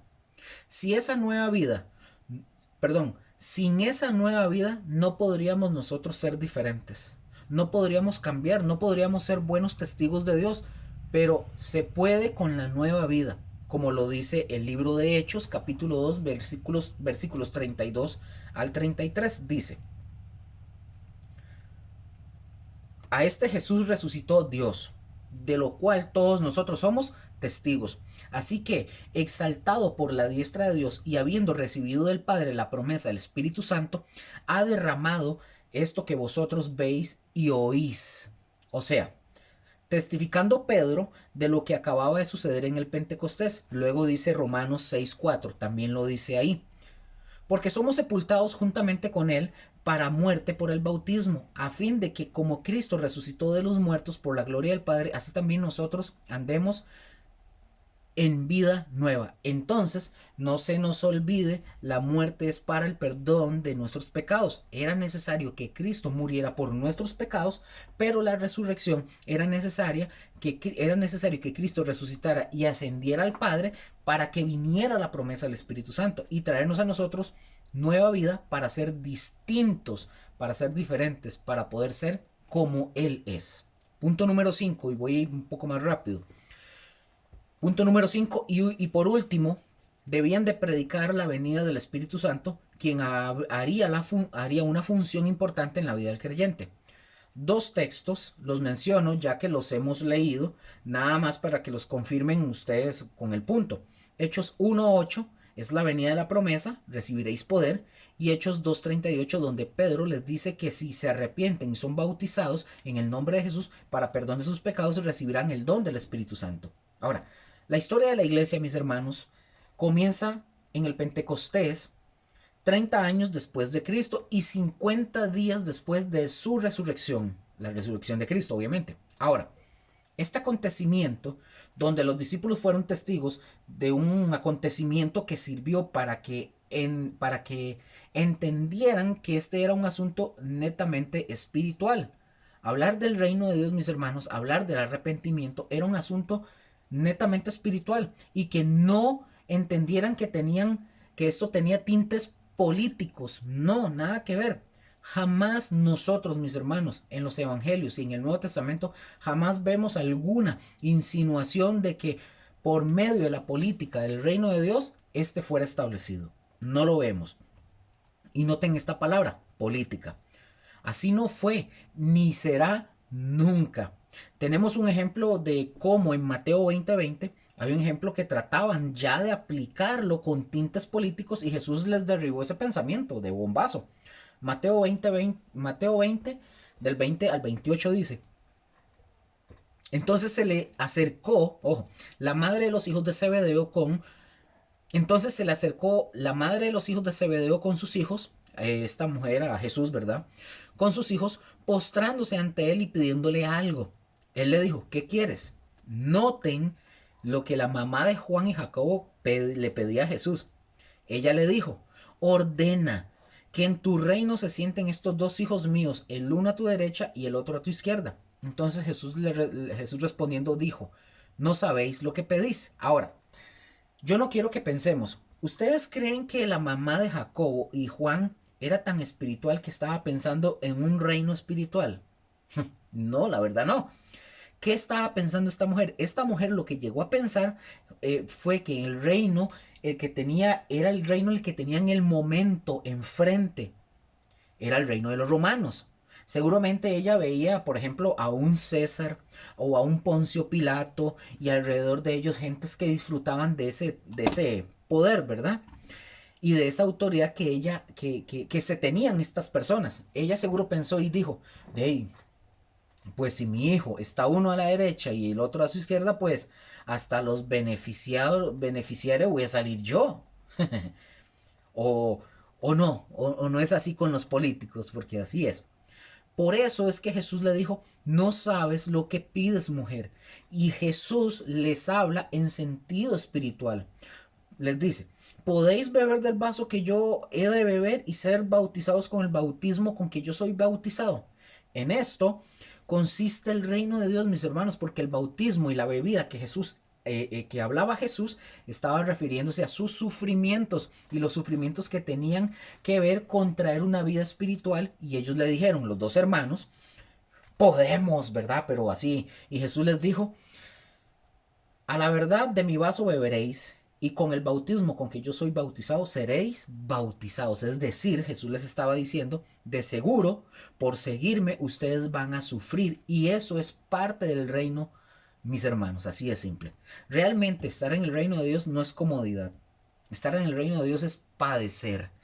Van a sufrir, vamos a sufrir, pero por causa de Cristo Jesús. Pero sigue diciendo el Señor, pero el sentaros a mi derecha y a mi izquierda no es mío darlo, sino aquellos para quienes está preparado por mi Padre. Cuando los 10 oyeron esto, se enojaron contra los dos hermanos. ¿Por qué se enojaron los otros 10? Digo otra vez. ¿Por qué se enojaron? ¿Qué estaban buscando? Un puesto, un hueso político, porque pensaban que el reino de Cristo iba a venir literalmente, iba a arrasar con el imperio romano. Ellos pensaban eso. Todavía ellos traían en su cabeza esto, en su cabeza, como todos los judíos, eso era lo que pensaban. Por eso se enojaron. ¿Por qué, Luker? Porque aparte no falta la rivalidad, no faltaba la competencia. Así de sencillo. Ay, ¿qué va? Por ejemplo, decía un pastor que cuenta una historia y él dice que algunos, por ejemplo, esta historia que les voy a, es real, lo escuché de un pastor que dice que se le acercaban, que se le acercaban a que le mencionaban, vamos a ver, el mismo de la historia que les conté ahorita anteriormente, dice él que se le acercaban algunas personas al pastor de él, al pastor general, le mencionaban y le decían, oye, ¿no te da miedo que alrededor de usted haya gente que predique y que lo haga muy bien? Y que el pastor general les responde y les dice, al contrario, es como el papá, dice el pastor general, es como el papá, él les decía, como el papá, ¿cómo el papá se va a poner con envidia de que el hijo que terminó como médico y que ha logrado esto o aquello, que terminó como arquitecto, o pues al contrario, el papá se siente orgulloso? Es decir, decía él, o sea, él no puede sentirse enojado, celoso de que sus discípulos aprendan más y prediquen mejor, que más bien se siente orgulloso. Claro, dice él en la historia, claro, a lo mejor él no se va a sentir, el pastor general no se va a sentir orgulloso si alguien de todos los pastores, ¿verdad? Entre estos el que está comentando esta historia, que de alguna manera han sido instruidos y enseñados por él, que de alguna manera tomen una actitud como la que estaban tomando aquí estos discípulos en Mateo, ahorita que acabamos de leer, donde se busque solamente con interés una posición. Eso ya es política, decía este pastor. Entonces, para continuar, se enojaron por eso. O sea, se enojaron por eso. Y por eso Jesús les tuvo que enseñar y les dijo, versículo 25. Entonces Jesús llamándolos dijo, sabéis que los gobernantes de las naciones enseñorean de ellas, y los que son grandes ejercen sobre ellas potestad. Versículo 26. Mas entre vosotros no será así, sino que el que quiera hacerse grande entre vosotros será vuestro servidor. Así de simple, así de sencillo. No tenemos que pensar otra cosa más que decir. O sea, ¿usted quiere ser grande en el reino de Dios? Sea un esclavo de los demás. Sirvan. No estemos pensando en este tipo de cosas como estas. Y lo comento porque muchos, al igual que yo, necesitamos madurar también. Y creo que todos o muchos nos ha pasado y llegamos a pensar al principio cuando uno empieza, ¿verdad? En esto, ay, es que yo lo hago mejor que fulano, yo tengo mejores capacidades. Yo no sé si a ustedes les pasó. Y si a ustedes no les pasó, pues gracias a Dios, pero a mí sí me pasó. Y el Señor me tuvo que enseñar y aprendí y todavía sigo aprendiendo que no es así. Qué bonito decir que, que, que hay que servir y que hay que dar y que hay que hacer y que vean que la recompensa viene arriba y todo eso es muy bonito y que Dios te va a respaldar. Entre mejor haga las cosas, Dios te respalda.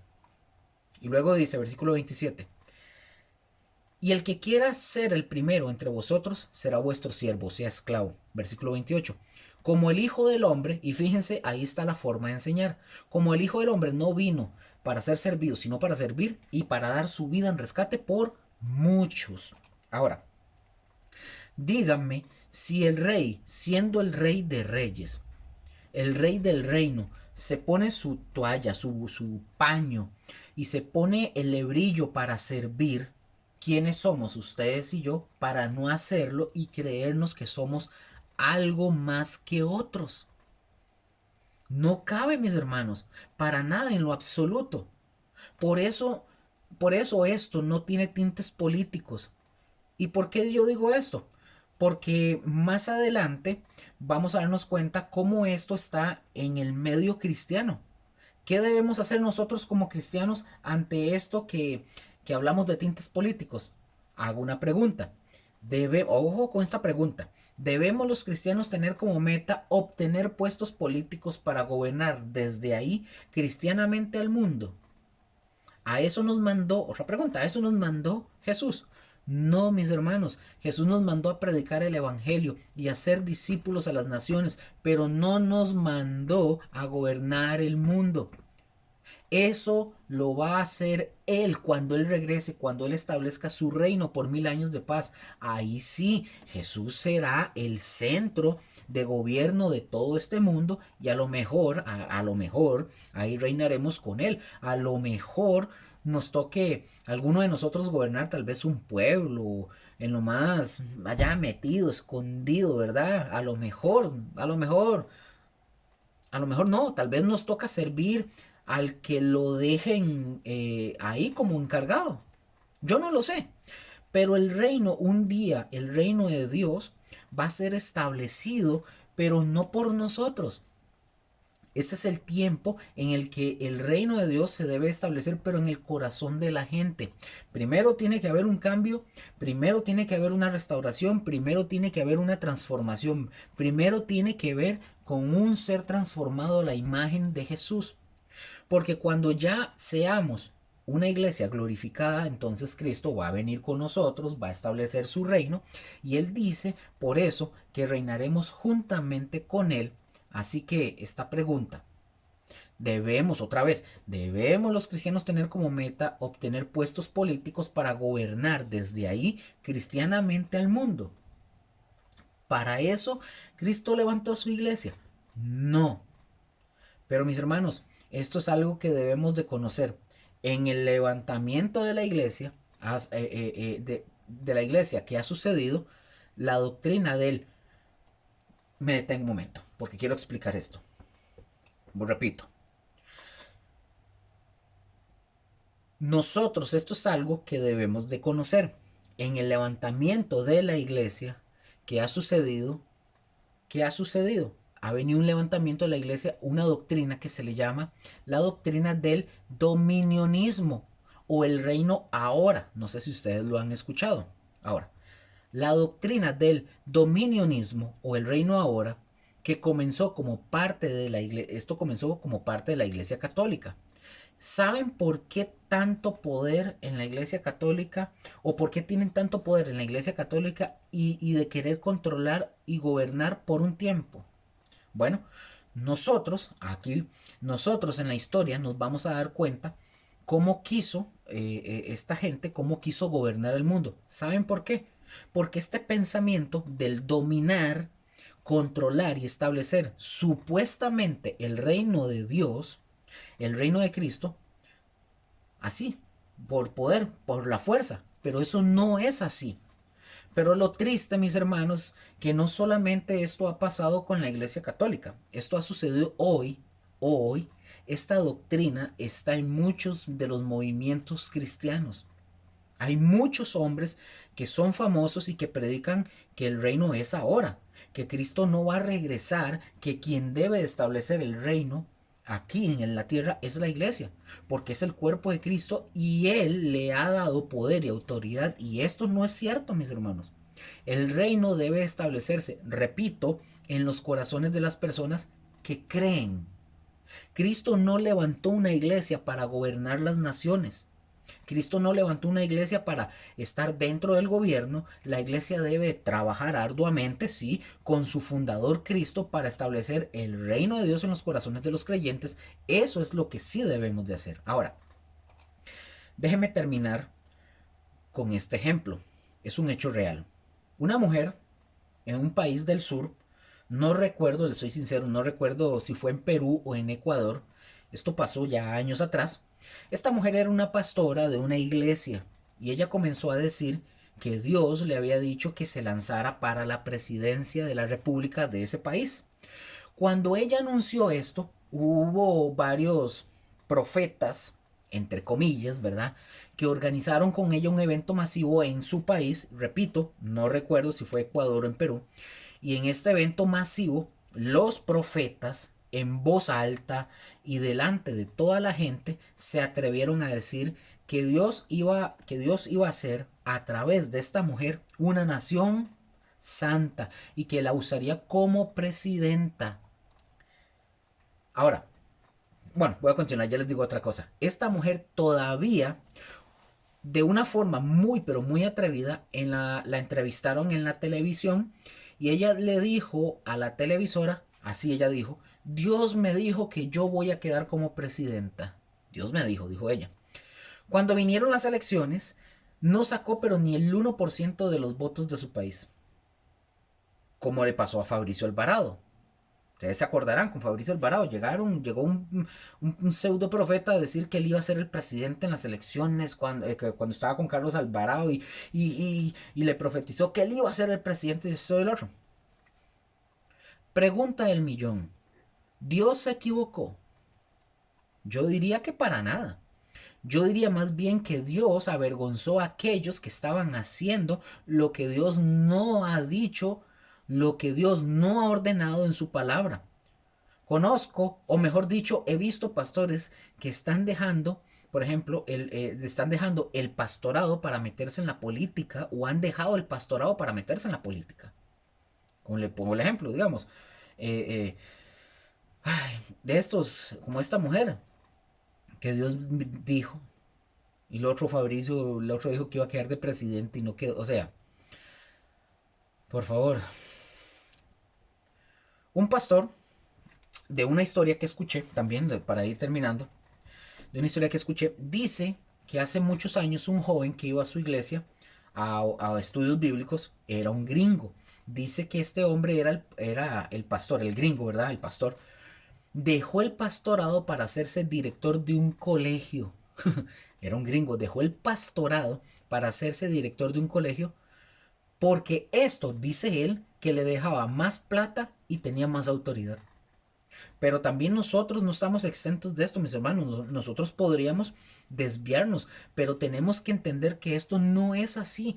Dios no se equivoca, mis hermanos. Entonces, desde el Pentecostés, para ir finalizando, desde el Pentecostés, el Espíritu Santo ha morado en aquellos que han nacido de nuevo y son los que forman la verdadera iglesia de Cristo, porque sin Espíritu Santo no hay iglesia. Punto y amén. El Espíritu Santo no mora o habita en un sistema eclesiástico o en una estructura organizada. Repito, el Espíritu Santo no mora en un sistema eclesiástico o en una estructura organizada, sino en el corazón de los que son lavados por la sangre del Cordero. Así de sencillo. Dos textos y terminamos con esto. Primera de Corintios, capítulo 3, versículo 16 al 17 dice: ¿No sabéis que sois templo de Dios y que el Espíritu de Dios mora en vosotros?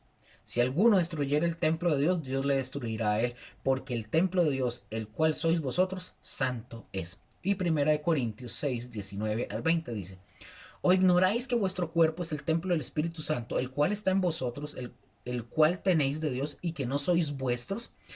Porque habéis sido comprados por precio. Glorificad pues a Dios en vuestro cuerpo y en vuestro espíritu, los cuales son de Dios. Y termino.